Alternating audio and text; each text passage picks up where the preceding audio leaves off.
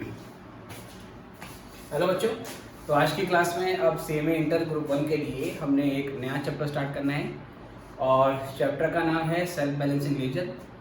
लेकिन self balancing leisure के साथ साथ एक टॉपिक और आपका साथ में आता है जिसको हम सेक्शनल बैलेंसिंग लीजर बोलते हैं।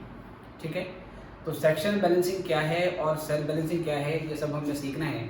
लेकिन उससे पहले धीरे धीरे कुछ बेसिक बातें हैं, पहले वो आपको समझनी है।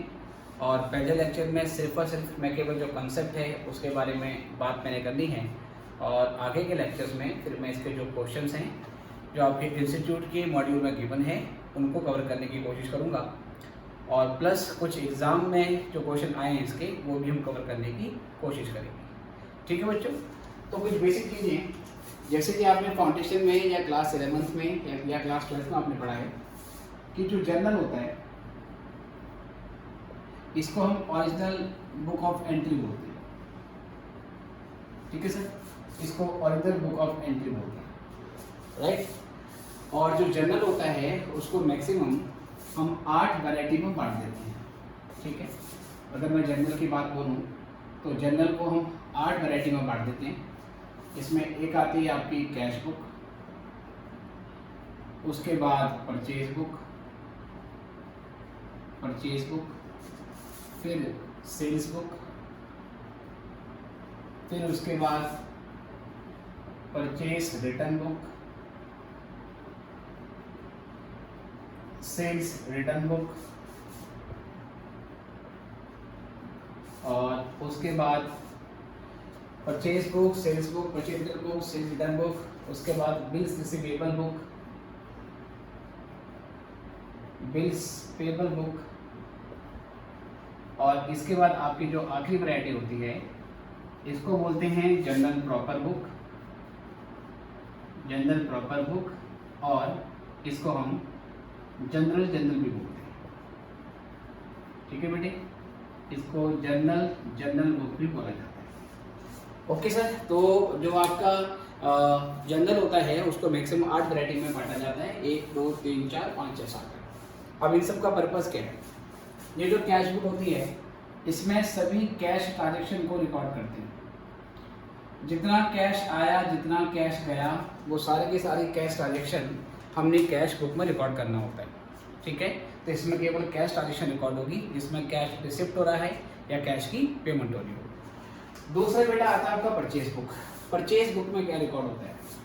Purchase book records credit purchase of goods only. ठीक है sir, credit purchase of goods only.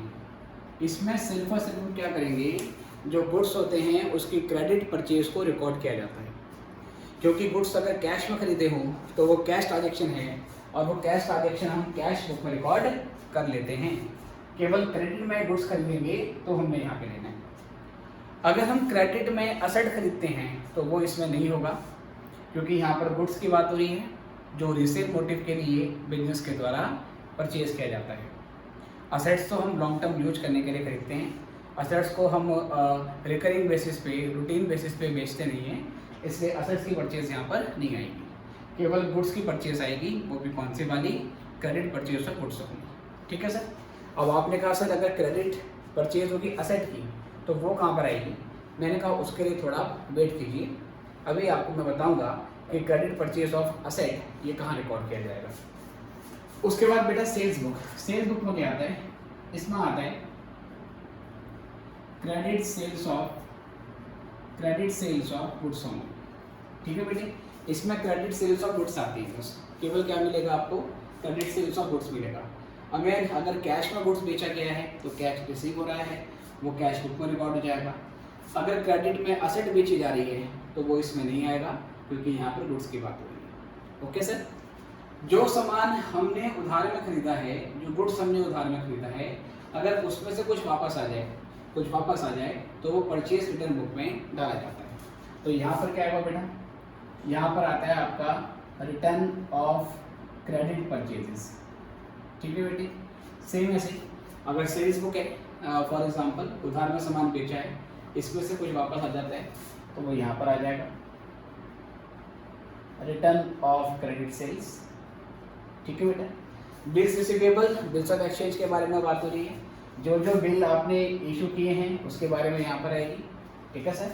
तो यहाँ पर क्या होगा, issue of bills of exchange, जो बिल्स ऑफ एक्सचेंज आपने इशू करे हैं उसका डिटेल आपको यहाँ पे देखने के लिए मिलेगा।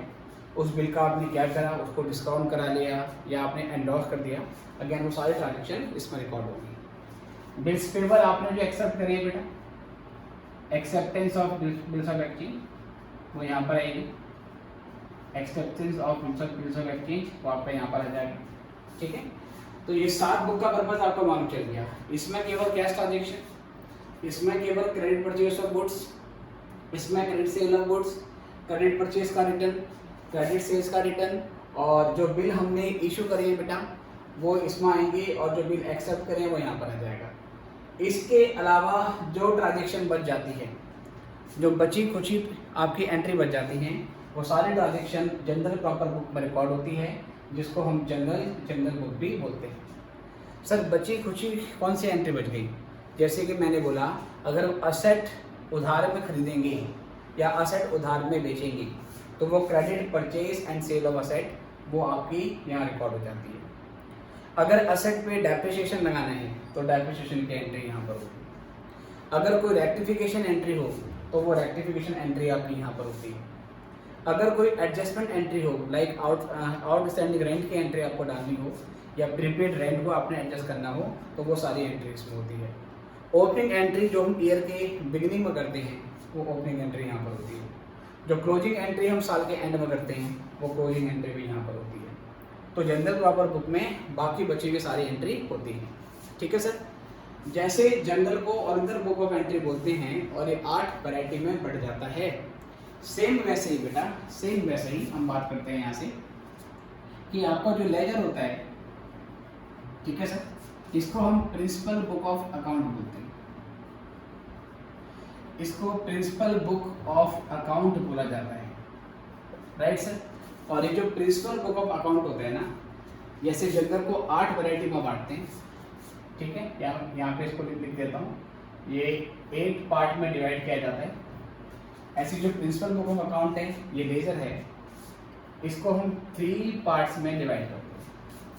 अब ये 3 पार्ट बेटा कौन कौन से होती है, ठीक है। याद रहे चैप्टर कर रहे हैं सेल्फ बैलेंस एंड लेजर, लेकिन उससे पहले कुछ बेसिक चीज़ें हैं जो आपको पता होनी चाहिए। तो लेजर भी 3 पार्ट में बेटा आपका बढ़ जाता है, 3 पार्ट में बढ़ जाता है। इसमें एक हो जाता है आपका डेटर्स लेजर,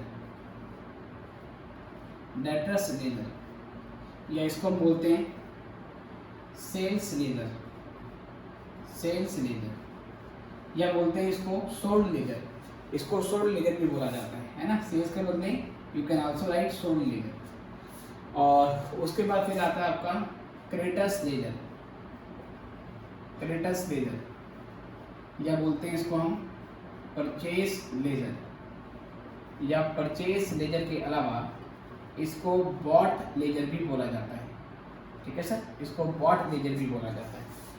और तीसरा होता है बेटा आपका इसमें जनरल लेजर। तो लेजर क्या होता है sir? Ledger principal book of account है, जिसमें हम अकाउंट्स मेंटेन करते हैं, तो बुक ऑफ अकाउंट को लेजर बोला जाता है। अगेन ये चीज़ 11th में और फाउंडेशन में आपने पढ़ा हुआ है। तो बेटा जो डाटा लेजर है, इसके अंदर होता क्या है? इसके अंदर अकाउंट होते हैं, contains individual accounts, contains individual accounts of all trade debtors, contains individual account of all trade debtors। क्या मतलब है इसका प्यारे बच्चों? हर वो कस्टमर जिसको हमने गुड्स उधार में बेची हैं। फॉर एग्ज़ाम्पल मेरा बिजनेस है कि मैं ऐसे स्टेशनरी आइटम बेचता हूँ, मैं pen, paper, pencil, marker, notebook और ये इस तरीके के आइटम बेचता हूँ। तो कुछ डेटर को मैंने उधार में सामान बेचा है, तो हर वो पर्सन जिसको मैंने उधार में सेल करी है, हर उस पर्सन का एक अकाउंट बनेगा, और वो अकाउंट किसमें बनेगा सर? डेटर्स लेजर के अंदर बनेगा। ओके बेटी, तो डेटर्स लेजर में एक एक कस्टमर का इंडिविजुअल अकाउंट मुझे दिखेगा। दूसरा कौन सा होता है बेटा? Creditors laser. ओके सर, ये क्या होगा, नाम से मालूम चल रहा है, contains individual accounts of all trade creditors, contains individual accounts of all trade creditors. इसके अंदर क्या है सर, हमारा बिजनेस है तो हमारे कुछ सप्लायर होंगे जिनसे हम उधार में आइटम खरीद के लाते हैं। सपोज मैं ये स्टेशनरी आइटम मैं चांदनी चौक से दिल्ली में चांदनी चौक से उधार में परचेज करके लाता हूँ और फिर दिल्ली के अंदर ही मैं से किसी दूसरे प्लेस में, सपोज मान लीजिए शादरा में, उसको मैं बेच देता हूँ। तो पहले अपने सप्लायर से उधार में लाया और अपने कुछ कस्टमर को उधार में बेच दिया। और तो कुछ कस्टमर कैश में भी खरीदते होंगे और कुछ उधार में भी खरीदते होंगे। तो जिन सप्लायर से मैंने उधार में सामान खरीदा है, मान लो वो 4 लोग हैं, हर बंदे का कुछ नाम होगा, लाइक चीनू, मीनू, सोनू और क्या नाम है, रोहन। तो मैं क्या करूँगा, इन सब का एक अलग अलग अकाउंट खोलूँगा चारों बंदों का, और वो किस बुक के अंदर खुलेगा, किस लेजर के अंदर खुलेगा, उसको बोलते हैं क्रेडिट लेजर। तो ये जो लेजर है ये है कुछ नहीं, ये क्या है, केवल ऐसे समझो एक आपने नोटबुक मेंटेन करी हुई है, रजिस्टर मेंटेन कर रखा हुआ है, एक बड़ा सा रजिस्टर लाई, उसके आगे आपने चिट लगा दी डेटर्स लेजर, और हर वो पर्सन जिसको उधार में सामान बेचा है उसका अकाउंट आपने उस रजिस्टर के अंदर बना दिया। जैसे 11th क्लास में या फाउंडेशन क्लास में ना लेजर बनाते हैं, सेम वैसे ही किया है। तो वो जो हमारी कॉपी है, रजिस्टर है, उसके आगे हमने चिट लगा दी है, उसमें लिख दिया डेटर्स लेजर, और हर इंडिविजुअल डेटर की इंफॉर्मेशन हमें उसमें मिलेगी। ऐसे एक दूसरा हमने क्या बनाया, कॉपी बनाया, नोटबुक बनाया, एक दूसरा रजिस्टर बनाया, उसके बाहर चेक लगा दी हमने और क्या लिख दिया, क्रेडिटर्स लेजर, और हर वो पर्सन जिससे हमने उधार में सामान खरीदा है उसका अकाउंट हमने उसके अंदर खोल दिया। ओके सर, डेटर और क्रेडिटर्स के अलावा बाकी जो अकाउंट बच गए, अब आप गैस करो डेटर और जो क्रेडिटर है उसके अलावा कौन कौन से अकाउंट बनते हैं। बहुत सारे अकाउंट होते हैं सर, रेंट अकाउंट होगा, सैलरी अकाउंट होगा, और उसके अलावा आपका फर्नीचर अकाउंट होगा, मशीनरी अकाउंट होगा, ना जाने कितने सारे अकाउंट होंगे। मैंने कहा डेटर और क्रेडिटर्स के अलावा बाकी जितने अकाउंट हैं उन सब के लिए भी एक रजिस्टर और खरीदना पड़ेगा, और उस जो रजिस्टर का नाम आप रखोगे वो क्या रखोगे, जनरल लेजर, और बाकी बचे हुए सारे लेजर आप यहाँ पे मेंटेन करोगे। तो यहाँ पे क्या लिखेंगे बेटा, यहाँ पे लिखेंगे, हम बात करते हैं इसके बारे में, contains all accounts other than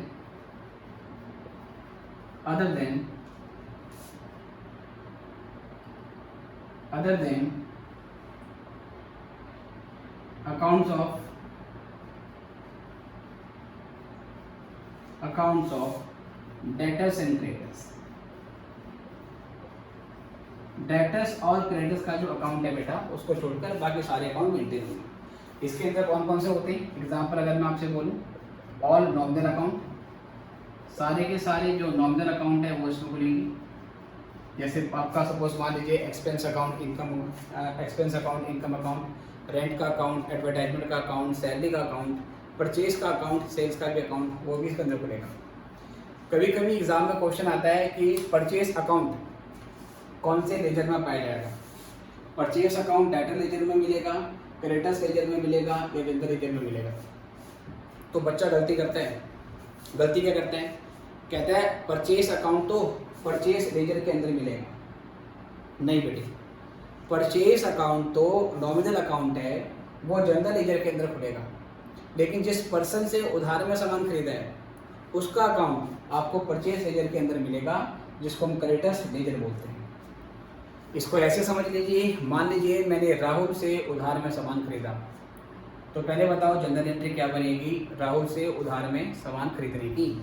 suppose 500 रुपये का सामान खरीदा है, तो आपको पता है इसकी जनरल एंट्री बनेगी purchase account debit to Rahul. अब इसमें 2 अकाउंट इन्वॉल्व हैं, एक अकाउंट है परचेज का और एक अकाउंट है राहुल का। राहुल हो गया हमारा क्रेडिटर्स, तो जो क्रेडिटर का अकाउंट है वो यहाँ पे खुलेगा। ठीक है सर, जो राहुल का अकाउंट है वो इस रजिस्टर के अंदर बनेगा, और जो परचेज अकाउंट है वो आपका एक्सपेंस है, मतलब कि नॉमिनल अकाउंट है, वो यहाँ पे खुलेगा। ओके, आई होप ये पॉइंट आपके समझ में आना चाहिए। सेम ऐसे ही मान लो कि मैंने सोनू को उधार में सामान बेचा, तो सोनू मेरा डेटर है, ठीक है। एंट्री क्या बनेगी, Sonu debit to sales account. अब सोनू जो डेटर है उसका अकाउंट तो मुझे सेल्स लेजर के अंदर मिलेगा, डेटर लेजर के अंदर मिलेगा, लेकिन जो सेल्स अकाउंट है वो नॉमिनल अकाउंट है, तो नॉमिनल अकाउंट जनरल लेजर के अंदर होगा। तो ध्यान रहे, परचेज अकाउंट परचेज लेजर के अंदर नहीं होता, जनरल लेजर के अंदर होता है। ऐसे सेल्स अकाउंट सेल्स लेजर के अंदर नहीं होता, वो जनरल लेजर के अंदर, क्योंकि लॉजिक वही है। सोनू को उधार में सामान बेचेंगे, एंट्री बनेगी Sonu to sale, Sonu debtor है, सोनू का अकाउंट यहाँ पर खुल जाएगा, पर सेल्स क्योंकि नॉमिनल अकाउंट है बेटा तो यहाँ पर खुल जाएगा। इसके अलावा बेटा और रियल अकाउंट, जितने भी रियल अकाउंट है वो यहाँ बनेगी, चाहे वो फर्नीचर अकाउंट हो, चाहे वो लैंड एंड बिल्डिंग अकाउंट हो, चाहे वो मशीनरी अकाउंट हो, चाहे वो कैश अकाउंट हो, सारे यहाँ पे करेंगे और सारे के सारे पर्सनल अकाउंट बनेंगे, बस डेटर और जो क्रेडिटर्स हैं उनको छोड़ के, ठीक है सर। तो all debtors sorry all personal account other than debtors and creditors, ठीक है सर। डेटर्स और क्रेडिटर्स के अलावा बाकी सारे अकाउंट इसमें बन जाते हैं।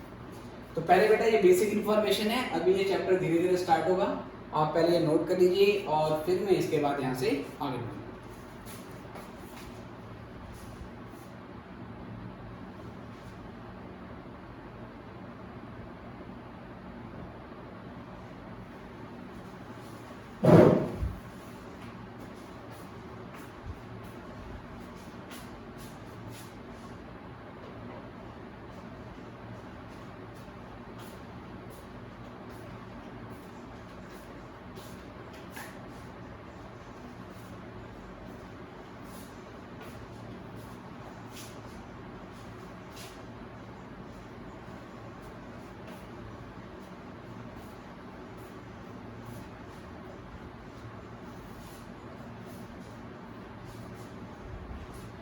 चलिए बच्चों, आई गेस ये आपने कर लिया है, तो यहाँ से आगे बढ़ेंगे और मैं इसको मिटाता हूँ। तो वो मिटाने से पहले एक चीज़ मैंने आपसे पूछनी है।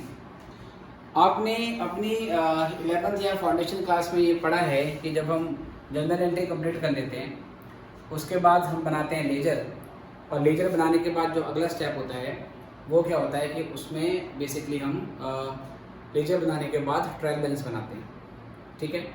ट्रायल बैलेंस में क्या होता है, जितने भी हमने अकाउंट बनाए हैं उन सबका जो फाइनल बैलेंस होता है वो फाइनल क्लोजिंग बैलेंस हम ट्रायल बैलेंस के अंदर डाल देते हैं, और ट्रायल बैलेंस अगर टैली हो जाता है तो इसका मतलब हमारी जो अकाउंट्स हैं उसमें मैथमेटिकली कोई गलती नहीं है, वो मैथमेटिकली वेरीफाई हो जाता है, पर हो सकता है कि कॉन्सेप्ट के हिसाब से कोई एरर हो, है ना। खैर, तो मैथमेटिकली चीज़ सही है या गलत है उसको मापने के लिए हम ट्रायल बैलेंस बनाते हैं। अब सर अगर मैं आपसे बोलूं कि आपने अपने जो लेजर हैं उसको 3 भागों में बांटा है, एक है डेटर्स लेजर जिसको सेल्स लेजर भी बोला जाता है, क्रेडिटर्स लेजर जिसको परचेज लेजर भी बोला जाता है, और एक जनरल लेजर है जिसको हम नॉमिनल लेजर भी बोलते हैं। ये ध्यान रखना, जनरल लेजर को नॉमिनल लेजर या रेजिडुअल लेजर भी बोला जाता है, ऑल्दो ये मैंने यहाँ पे लिखा नहीं है। जब लेजर हमारा बन गया, 3 लेजर बन गए, मैं आपसे कहता हूँ कि बेटा अब ट्रायल बैलेंस बना दो। आपने कहा ठीक है सर, तो मैंने आपको डेटर्स लेजर दिया, सिर्फ डेटर्स का रजिस्टर दे दिया, मैंने कहा इसके आधार पर ट्रायल बैलेंस बना दो। तो अगर आप डेटर्स लेजर को उठा लें, केवल अकेले डेटर्स लेजर को उठा लें और उसके बाद आप ट्रायल बैलेंस बनाने की कोशिश करें, तो क्या केवल डेटर्स लेजर से आप ट्रायल बैलेंस बना पाओगे?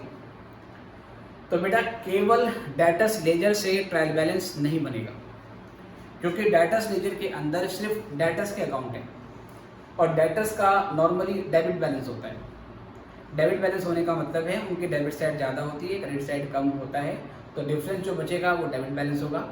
तो जब आप इन डेटर्स को ट्रायल बैलेंस में डालोगे ना, तो सिर्फ डेबिट डेबिट डेबिट में आइटम दिखेंगे, क्रेडिट साइड में कुछ भी नहीं आएगा, तो टैली होगा नहीं। तो सिर्फ डेटर्स लेजर से हम ट्रायल बैलेंस नहीं बना सकते।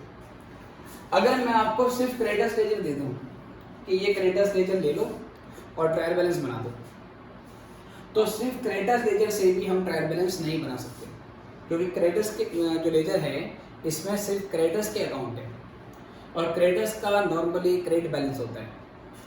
तो जब आप क्रेडिटर्स लेजर को लेकर ट्रायल बैलेंस बनाओगे तो केवल क्रेडिट साइड में अमाउंट दिखेगी, डेबिट में कुछ भी नहीं होगा, फिर भी आपका ट्रायल बैलेंस टैली नहीं होगा। चलो, अगर मैं आपको सिर्फ जनरल लेजर दे दूं और बोल दूं कि इसके आधार पे ट्रायल बैलेंस बना दो, क्या इसके आधार पर ट्रायल बैलेंस बन जाएगा? क्या इसको ले लेते हैं हम और बाकी तो छोड़ देते हैं, सिर्फ इतना पोर्शन लेने से ट्रायल बैलेंस बन जाएगा? इसके अंदर बहुत सारे अकाउंट हैं, कुछ अकाउंट का डेबिट बैलेंस है, कुछ अकाउंट का हमारा क्रेडिट बैलेंस होगा। जैसे इस जनरल लेजर के अंदर परचेस अकाउंट भी है जो कि एक्सपेंस है, उसका डेबिट बैलेंस होता है, और इसी के अंदर बेटा हमारा सेल्स भी है जिसका क्रेडिट बैलेंस भी होता है, इसी के अंदर मशीनरी अकाउंट भी है जिसका डेबिट बैलेंस भी होता है। तो कुछ अकाउंट में डेबिट बैलेंस होगा, कुछ अकाउंट में क्रेडिट बैलेंस होगा। तो जब ट्रायल बैलेंस बनाओगे कुछ अमाउंट डेबिट साइड में दिखेंगी और कुछ अमाउंट क्रेडिट साइड में दिखेंगी। पर मुद्दा ये है कि क्या वो दोनों साइडें बराबर हो जाएंगी? आपको क्या लगता है? क्या सिर्फ जनरल लेजर बनाने से हम ट्रायल बैलेंस को बना पाएंगे? तो आपने कहा सर नहीं बना पाओगे। मैंने कहा क्यों? आपने कहा सर जनरल लेजर के अंदर डेबिट्स का अकाउंट तो है ही नहीं, और जनरल लेजर के अंदर जो क्रेडिटर्स हैं उसके भी अकाउंट नहीं है। जब इसके अंदर डेटर भी नहीं है और इसके अंदर क्रेडिटर भी नहीं है तो आपका ट्रायल बैलेंस टैली कैसे हो जाएगा? अगर आप चाहते हो कि ट्रायल बैलेंस बने तो आपको तीनों से अकाउंट उठाने पड़ेंगे, तीनों से। अब यहाँ से भी अकाउंट उठाओ, यहाँ से भी अकाउंट उठाओ और यहाँ से भी अकाउंट उठाओ, तभी आपका ट्रायल बैलेंस बन पाएगा। अदरवाइज तीनों में से आप एक पार्ट ले रहे हो या दो पार्ट ले रहे हो, आपका ट्रायल बैलेंस टैली नहीं करेगा। इतनी बात समझ में आई या नहीं आई सर? लेकिन अब मैं एक ऐसा सिस्टम डेवलप करने जा रहा हूं जब मैं केवल जनरल लेजर को उठाऊंगा और जनरल लेजर को उठाने के बाद जब मैं ट्रायल बैलेंस बनाऊं तो मेरा ट्रायल बैलेंस टैली कर जाए। ठीक है, जब मैं जनरल लेजर को उठाऊं केवल जनरल लेजर से ही मेरा ट्रायल बैलेंस टैली कर जाए। असल वो सिस्टम कैसे डेवलप होगा वही हमने इस चैप्टर में सीखना है, जिसका नाम क्या है? Sectional and self balancing ledger. Okay sir, तो 2 मिनट फटाफट से इसको और रिकॉल कीजिए। ये जो मैंने आपको दिखाया है इससे 1 मार्क का क्वेश्चन आपका ABCD ऑप्शन वाले क्वेश्चन में आने का चांस बनता है कि कौन सी चीज़ कौन से बुक में रिकॉर्ड की जाती है, और यहाँ से भी 1 मार्क में पूछ सकता है। बाकी ये चैप्टर अब इसके बाद हम फॉर्मली स्टार्ट करते हैं। इतना देखिए फिर हम आगे बढ़ेंगे।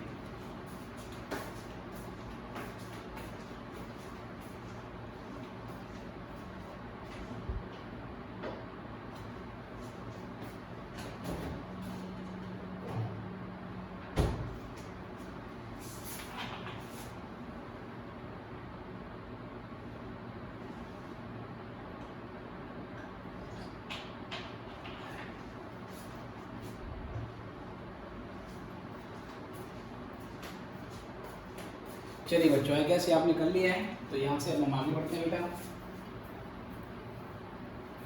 तो सेक्शनल बैलेंसिंग लेजर बेटे आपके जो मॉड्यूल है उसमें दिया नहीं है, लेकिन सेल्फ बैलेंसिंग को समझने से पहले जो सेक्शन बैलेंसिंग है वो भी आपने करना पड़ेगा। बिना सेक्शन बैलेंसिंग का लॉजिक समझे आप सेल्फ बैलेंसिंग को नहीं कर पाएंगे। ठीक है जी, चलिए यहाँ से ध्यान से देखते हैं।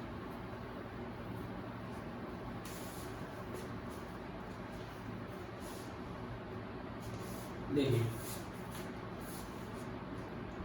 और इसके आगे लिखेंगे in sectional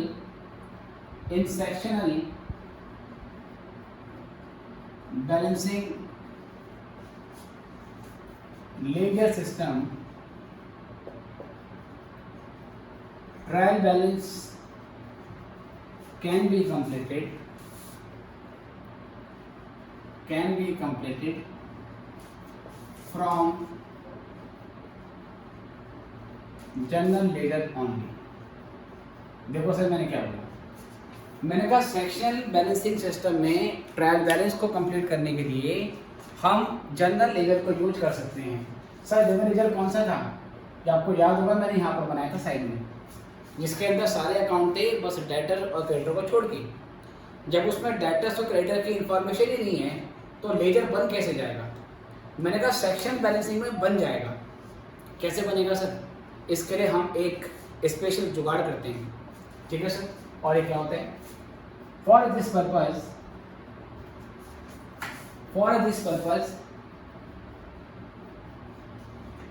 purpose two control accounts, ठीक है बेटे, टू कंट्रोल अकाउंट्स, या जिसको हम एडजस्टमेंट अकाउंट भी बोलते हैं, टू कंट्रोल अकाउंट्स और एडजस्टमेंट अकाउंट्स, ठीक है बेटे।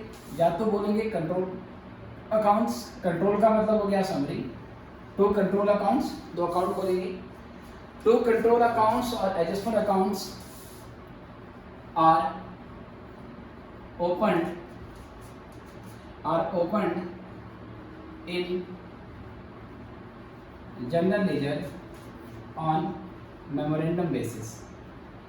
हम मेमोरेंडम बेसिस में दो अकाउंट जो है वो इसके अंदर खोलेंगे, ठीक है सर।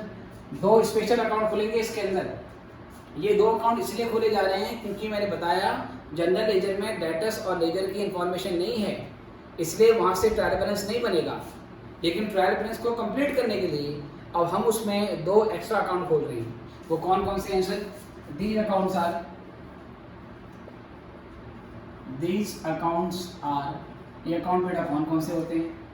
इसमें एक होता है टोटल डेटर्स अकाउंट और दूसरा क्या होता है बेटा? दूसरा होता है टोटल क्रेडिटर्स अकाउंट। हम दो अकाउंट खोलते हैं, एक होता है टोटल डेटर अकाउंट और दूसरा क्या होता है हमारा टोटल क्रेडिटर अकाउंट। अब ये टोटल डेटर अकाउंट क्या है सर? ये टोटल डेटर अकाउंट क्या है? ये कुछ नहीं है, हमारा जो डेटर्स लेजर था, जो कि इस साइड मैंने बनाया था पिछले वाली अभी कुछ देर पहले। जैसे मेरा एक डेटर्स लेजर है जिसको सेल्स लेजर भी बोला जाता है, उसके अंदर 25 कस्टमर के अकाउंट खुले हुए हैं, 25 कस्टमर के अकाउंट खुले हुए हैं। उनका नाम आकाश, उनका नाम सपोज मान लीजिए विनोद, उनका नाम सोनू, उसका नाम सपोज बीनू, ऐसे कुल मिला के 25 अकाउंट कस्टमर के खुले हुए हैं एक एक करके। तो वो इंडिविजुअल अकाउंट आपको सेल्स लेजर के अंदर मिलेंगे। लेकिन अब मैं क्या करूंगा प्यारे बच्चों, उन 25 अकाउंट का एक सिंगल अकाउंट बनाऊंगा। क्या अकाउंट होगा सर? 25 अकाउंट का एक सिंगल अकाउंट जिसमें सभी कस्टमर का टोटल ओपनिंग बैलेंस इकट्ठा करके मैं डाल दूंगा। सभी कस्टमर की टोटल क्रेडिट सेल एक बारी में इकट्ठा करके मैं रिकॉर्ड कर लूंगा। टोटल कस्टमर से कितना कलेक्शन आया, 25 कस्टमर से कलेक्शन आया होगा, वो सारा कलेक्शन एक ही बारी में जोड़ दूंगा। तो सारी की सारी इंफॉर्मेशन मैं एग्रीगेट कर लेता हूँ। जो 25 कस्टमर मेरे हैं उनका एक एक अकाउंट सेल्स लेजर में, डेटर्स लेजर में खुला हुआ है। उन 25 कस्टमर का मैं एक सिंगल अकाउंट बनाऊंगा और वो सिंगल अकाउंट खुलेगा जनरल लेजर के अंदर। इसमें पहला कौन सा होगा सर? Total debtors account. तो बेटा ये क्या है? ये क्या है? Aggregate of individual account, aggregate of individual accounts of all debtors appearing in sales ledger या appearing in debtors ledger। debtors ledger के अंदर जितने भी कस्टमर का अकाउंट खुला हुआ है हम उन सब का इकट्ठा एक सिंगल अकाउंट बनाएंगे जिसको टोटल डेटर अकाउंट बोला जाएगा। ये अकाउंट जनरल लेजर के अंदर खुलेगा और जैसे ही ये अकाउंट खुला तो जनरल लेजर में जो एक लूपहोल था, एक कमी थी कि उसके अंदर डेटर्स की जानकारी नहीं थी। ये एक अकेला अकाउंट डेटर्स की जानकारी उसमें फिल कर देता है। बोलो बात समझ में आई या नहीं आई? सेम ऐसी बेटी जनरल लेजर के अंदर क्रेडिटर्स का अकाउंट नहीं है क्योंकि एक एक क्रेडिटर्स का अकाउंट तो क्रेडिटर्स लेजर में, परचेज लेजर में खुला हुआ है। जैसे मेरे 10 सप्लायर हैं जिनसे मैं अलग अलग बेसिकली टाइप का मटेरियल परचेज करता हूँ, उधार में खरीदता हूँ। उनका नाम चीनू, मीनू, सोनू, मीना, ऐसे 10 लोग हैं और एक एक अकाउंट क्रेडिटर्स लेजर में खुला हुआ है।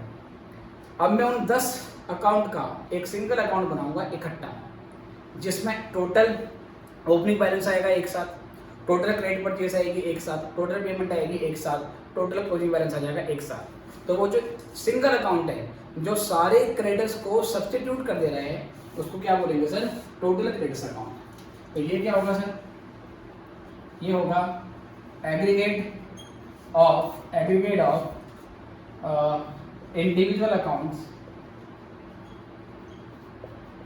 Accounts of all creditors appearing in, जो कि कहाँ पे अपियर हो रखे हैं, इन क्रेडिटर्स लेवल। और सर जैसे ही ये अकाउंट खुल जाते हैं बेटा, जैसे ही ये अकाउंट खुल जाते हैं, ये अकाउंट खुलते ही आपका जनरल लेजर कंप्लीट हो जाता है। और जनरल लेजर कंप्लीट है, अब उसके अंदर सब कुछ है, फाइनली वहाँ से ट्रायल बैलेंस बनाना हमारे लिए पॉसिबल हो जाता है। आई होप आपको ये बात समझ में आ गई होगी। और अभी कुछ देर के बाद फिर हम देखेंगे कि टोटल डेटा अकाउंट का फॉर्मेट क्या होता है और टोटल क्रेडिट अकाउंट का फॉर्मेट क्या होता है।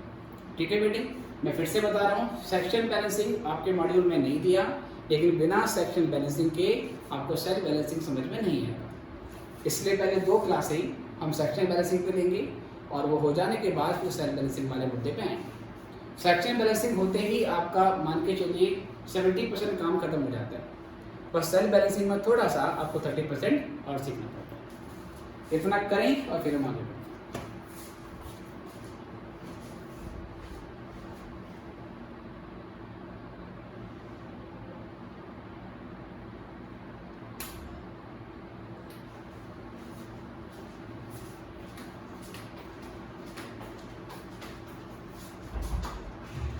वो आगे भी करने वाला होता है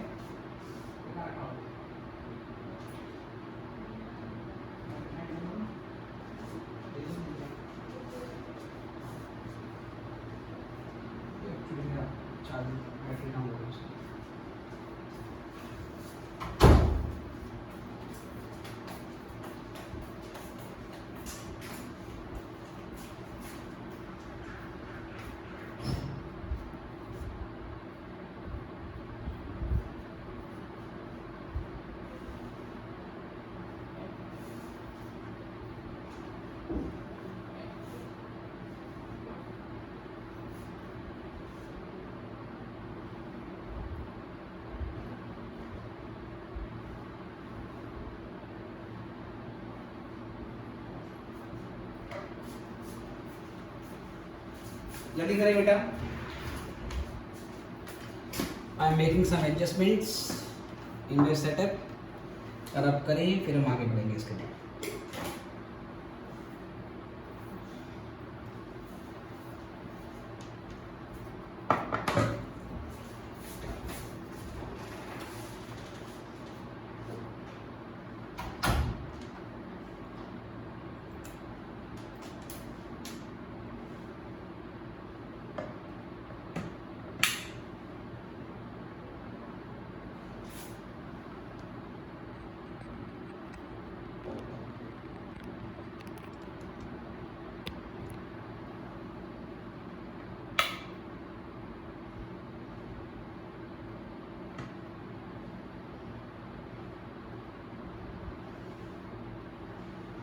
चलिए बेटा, आई गेस ये आपने कर लिया है, तो अब यहाँ से हमने आगे बढ़ना है।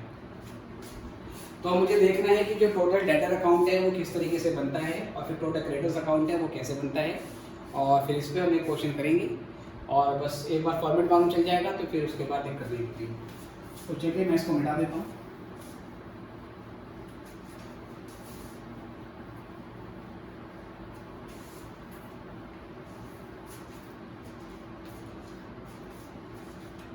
चलिए अब देखिए सर, तो पहले बना रहे हैं इसमें फॉर्मेट।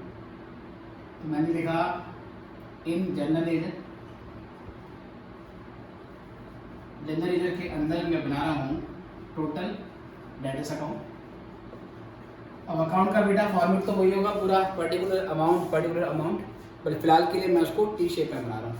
ठीक है बेटे, इसको मैंने नॉर्मली इस तरीके से टी शेप में बनाना है, डेबिट और ये क्रेडिट। कुछ चीज़ें डेबिट साइड में आती हैं, कुछ चीज़ें क्रेडिट साइड में आती हैं, और इसके अलावा इससे रिलेटेड कुछ नोट्स हैं अकाउंट से रिलेटेड, वो मैं यहाँ पे लिखूँगा। ठीक है बेटे, तो ये डेबिट साइड है, इसकी क्रेडिट साइड है। तो सबसे पहले आपको ये पता है कि डेटर्स आपके लिए असेट्स हैं, और आपने 11th या फाउंडेशन में पढ़ा है कि जो असेट होती है और जो एक्सपेंसेस होते हैं उनका डेबिट बैलेंस होता है, ठीक है। तो नॉर्मली हमारे डेटर्स का डेबिट बैलेंस होगा क्योंकि हमने उनसे पैसा लेना है, तो सभी डेटर्स का ओपनिंग बैलेंस होगा इकट्ठा टोटल, वो अमाउंट यहाँ पर आ जाएगा। तो यहाँ लिखेंगे टू बैलेंस BD, और ये हो गया हमारा opening debit balance of all debtors. हमारे जितने भी बेटा डेटर्स हैं उन सब का हमने यहाँ पर ओपनिंग बैलेंस दे दिया। कौन सा वाला बेटा? Debit balance, opening debit balance of debtors. अब मुझे सोच के बताओ, क्या किसी डेटर का ओपनिंग बैलेंस डेबिट साइड में ना होके क्या क्रेडिट साइड में हो सकता है? क्या किसी डेटर का ओपनिंग बैलेंस डेबिट साइड में ना होके क्रेडिट साइड में हो सकता है? मतलब क्या कोई ऐसा डेटर हो सकता है जिससे हमने पैसे लेने नहीं हैं, उल्टा हमने उसको पैसे देने हैं? क्या ऐसा हो सकता है? सर नॉर्मली नहीं होता, नॉर्मली डेटर से हमने पैसे लेने ही होते हैं, बट कभी कभार टेम्परेरी बेसिस पे थोड़े समय के लिए, कुछ समय के लिए कुछ डेटर क्रेडिट बैलेंस दिखाने लगते हैं। कैसे? मान लीजिए बच्चों, हमने किसी कस्टमर से उधार ले लिया, किसी कस्टमर से एडवांस ले लिया। कस्टमर आया, कस्टमर कहता है मुझे ये सामान परचेज़ करना है, तो मैंने कहा आप ऑर्डर दे दो, 15 दिन में सामान डिलीवर हो जाएगा, लेकिन आपको ऑर्डर के साथ एडवांस देना पड़ेगा। डाटा कहता है ठीक है। तो डाटा ने मुझे 20,000 रुपये एडवांस दे दिए, लेकिन अभी मैंने सेल नहीं करी है। तो जैसे ही वो डेटर, मान लीजिए उसका नाम राजू था, वो मुझे एडवांस देता है, कैश देता है, तो मैं अपनी बुक में क्या एंट्री बनाऊंगा? मैं एंट्री बनाऊंगा cash account debit to Raju. ये तो बनेगी cash account debit to Raju, और 20,000 की एंट्री बन गई। अब मैंने यहाँ राजू क्रेडिट किया है, मतलब राजू के प्रति मेरी लायबिलिटी बढ़ गई क्योंकि मैंने एडवांस ले लिया है, बट पैसे अभी नहीं दिए हैं। सॉरी, पैसे नहीं, बट सामान अभी नहीं दिए हैं। जब हम किसी से एडवांस में पैसा ले लेते हैं और हम अपना काम अभी हमने नहीं किया है, तो वो अमाउंट हमारे लिए लायबिलिटी बन जाती है। इसलिए ऐसे क्रेडिटर्स नहीं, ऐसे डेटर्स जिनसे हमने एडवांस ले रखा है और अभी सेल नहीं करी है, ऐसे डेटर्स डेबिट बैलेंस के बजाय क्रेडिट बैलेंस दिखाने लगते हैं। तो एक तरीका तो ये हो जाता है। एक वजह और होता है जब डेटर्स डेबिट बैलेंस ना दिखा के क्रेडिट बैलेंस दिखाने लगते हैं। कब? सपोज करो मैंने सोहन को नकद सामान बेचा, सोहन को 500 रुपये का नकद सामान बेचा, तो पहले बताइए इसकी जनरल एंट्री क्या बनेगी? तो अगर आप रिकॉल कर पा रहे हैं तो सोहन को नकद सामान बेचने की एंट्री होगी हमारी cash account debit to sales account, है ना सर? हमने cash account debit to sales entry कर दी, इसमें सोहन का कोई नाम नहीं आया। लेकिन हमने सोहन को बोला हुआ था भाई कि अगर सामान पसंद ना आए तो आप 7 दिन में सामान वापस कर सकते हो, और सामान वापस करने के बाद 2-3 दिन के अंदर या अगले 1 वीक के अंदर हम आपको आपका पैसा वापस कर देंगे। तो सोहन बोलता है ठीक है। सोहन हमसे पहले कैश में सामान ले गया, हमने कैश टू सेल एंट्री बना दी। 5 दिन के बाद सोहन आता है और सामान वापस कर देता है। जब सोहन हमें सामान वापस करेगा तो हम एंट्री क्या बनाएंगे? हम एंट्री बनाएंगे sales return account debit to Sohan. अब देखो सोहन फिर से क्रेडिट हो गया, सोहन सामान वापस कर चुका है और हमने अब उसको पैसे लौटाने हैं, लेकिन अभी हमने उसका पैसा लौटाया नहीं है। तो जब तक हम उसका पैसा वापस नहीं करेंगे हमारी लायबिलिटी खड़ी रहेगी, एक लायबिलिटी बन जाएगी पैसा वापस करने की। तो ऐसे डेटर्स जिनसे या तो एडवांस आ रखा हो, सेल करनी बाकी है, या ऐसे डेटर जिन्हें कैश सेल करी हो लेकिन रिटर्न आ गया हो और पैसा देना बाकी है, ऐसे डेटर्स डेबिट बैलेंस होने के बजाय क्रेडिट बैलेंस दिखाने लगते हैं। लेकिन ये सर रेयर केस में होता है और कुछ ही दिनों में हम इस चीज़ों को सेटल कर देते हैं। मतलब जिसको सेल करनी होती है उसको सेल कर देते हैं, जिसको पैसा वापस करना होता है वापस कर देते हैं और ये अकाउंट ख़त्म हो जाता है। पर फिर भी जब तक हम इसे ख़त्म ना करें इनका क्रेडिट बैलेंस दिखेगा। इसलिए कुछ डेटर का ओपनिंग बैलेंस क्रेडिट बैलेंस भी हो सकता है। तो अगर ऐसा है बेटा तो वो यहाँ लिखेंगे। तो यहाँ पर मैंने लिखा बाय बैलेंस BD, और ये आ गया है हमारा opening credit balance of debtors. कुछ डेटर्स का बैलेंस क्रेडिट साइड में होगा तो यहाँ लिखेगा। और बेटा ये कब होगा, इसके लिए मैंने डाल दिया नोट 1 कि नोट में पहला पॉइंट पढ़े। तो नोट में पहला पॉइंट मैं यहाँ पे लिख देता हूँ। Advance received from debtors in previous period but goods not delivered to them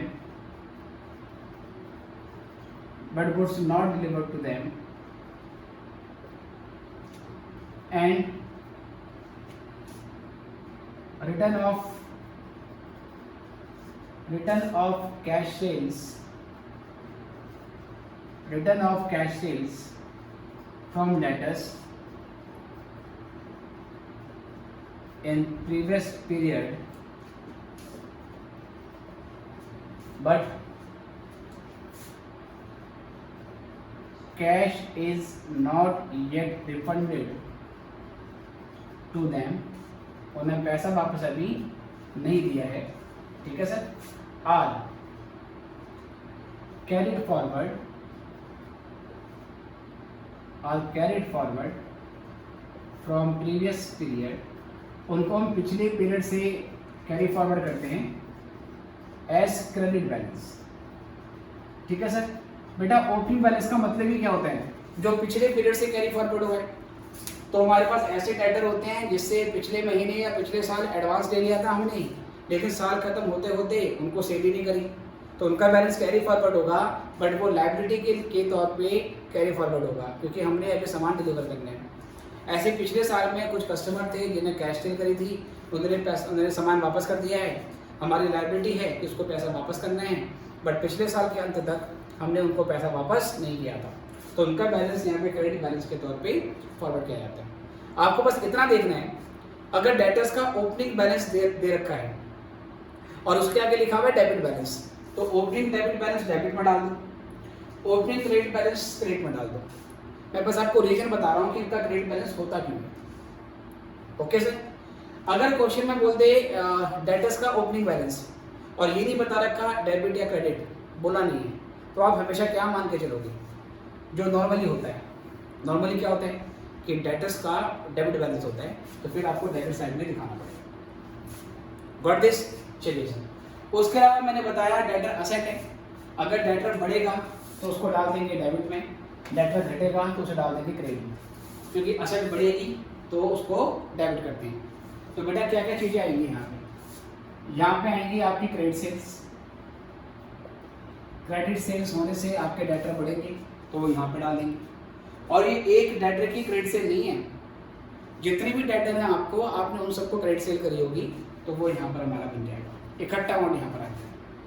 debtors घटेंगे कैसे बेटा, घटेंगे कैसे, बाय कैश या बैंक अकाउंट। ये हो गया हमारा कलेक्शन फ्रॉम डेटर। अगर डेटर से हमारे पास पैसा आ जाए तो डेटर हमारे घट जाते हैं। कुछ डेटर को हम डिस्काउंट भी दे देते हैं, डिस्काउंट देने से भी हमारे डेटर घटते हैं। कुछ डेटर हमारा सामान वापस कर देते हैं, कहते हैं चलो अब हमें पसंद नहीं आया, तो वो बेटा यहाँ पर डाल देते हैं। कुछ डेटर हमारे पैसा मान लेते हैं, उसको बैड डेट के नाम से लिख देते हैं। कुछ डेटर्स बिल्स ऑफ एक्सचेंज में कन्वर्ट हो जाते हैं, मतलब वो समय अधिक मान लेते हैं, टाइम ज़्यादा मांगते हैं पेमेंट करने के लिए, तो हम उन्हें बिल्स रिसीवेबल में कन्वर्ट करते हैं। तो जिन डेटर्स को बिल ऑफ एक्सचेंज इशू हो गया है अब वो डेटर नहीं रहते, वो बिल्स रिसीवेबल में कन्वर्ट हो जाते हैं, तो वो यहाँ पर आएगा बाय बिल रिसीवेबल अकाउंट। कौन सी एंट्री है, B R issued to debtors. और जब इन बिल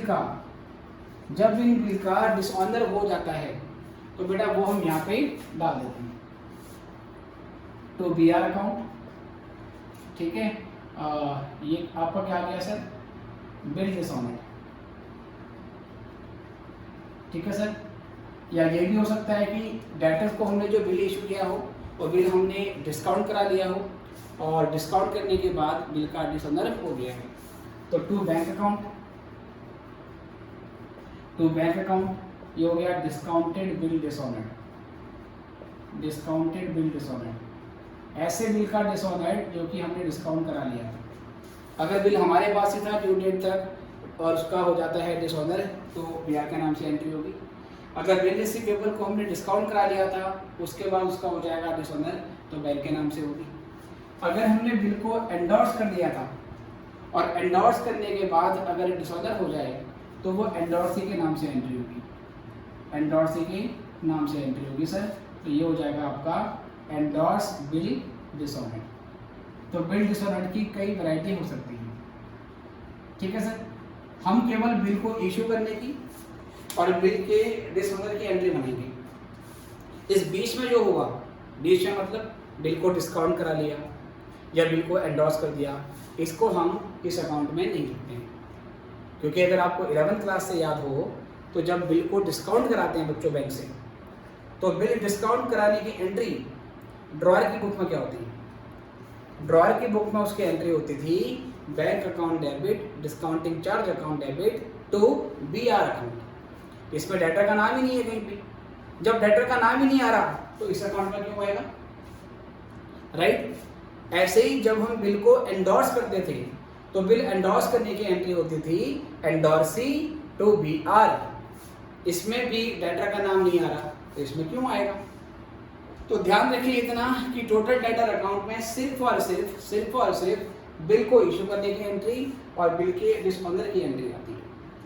ओके सर। अब सर जो डेटर्स हैं जिसको हमने क्रेडिट में सेल करी है, हम उनको पेमेंट करने के लिए टाइम देते हैं।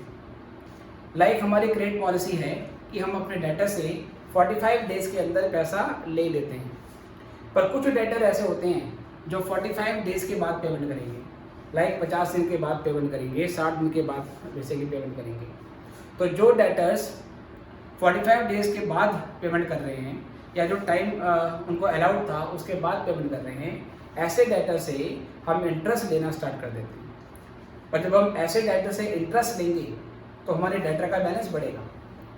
हम डेटर को बोलेंगे अगर आप 55 दिन में पैसा दोगे तो जो पैसा देना था वो तो देना ही है, प्लस 10 दिन का इंटरेस्ट भी आपको देना पड़ेगा। ठीक है बेटी? तो जब डेटर से इंटरेस्ट नहीं तो डेटर का अमाउंट बढ़ जाएगा, तो वो यहाँ पे आएगा टू इंटरेस्ट अकाउंट। ये क्या है सर? ये है इंटरेस्ट ऑन डिलेड कलेक्शन। ये डिलेड कलेक्शन पे इंटरेस्ट है, ठीक है सर। चलिए, इसके बाद बेटा एक खास एंट्री और रहती है जिसको हम ट्रांसफर एंट्री बोलते हैं। कौन सी एंट्री? Transfer entry. ये जरा ध्यान से समझना। कभी कभार ऐसा होता है कि एक ही व्यक्ति हमारा डेटर भी होता है और वही व्यक्ति हमारा क्या होगा, क्रेडिटर भी हो जाता है। कैसे सर? जैसे बंदा है राम है, मैं राम को उधार में सामान बेचता हूँ और राम से उधार में सामान खरीदता भी हूँ। जैसे राम का एक बिजनेस है कि वो वुड बेसिकली सप्लाई करता है, तो मैं राम से पहले उधार में वुड परचेज कर लेता हूँ, उस वुड को शेयर में कन्वर्ट करता हूँ और शेयर में कन्वर्ट करने के बाद कुछ शेयर राम को वापस बेच देता हूँ। क्योंकि राम दोनों काम करता है, वो वुड खुद बनाता नहीं है, बस वो रॉ मटेरियल को सप्लाई करता है और उसको शेयर में कन्वर्ट करने के बाद परचेज कर लेता है, बनी बनाई शेयर जो है वो परचेज कर लेता है और आगे बेच देता है।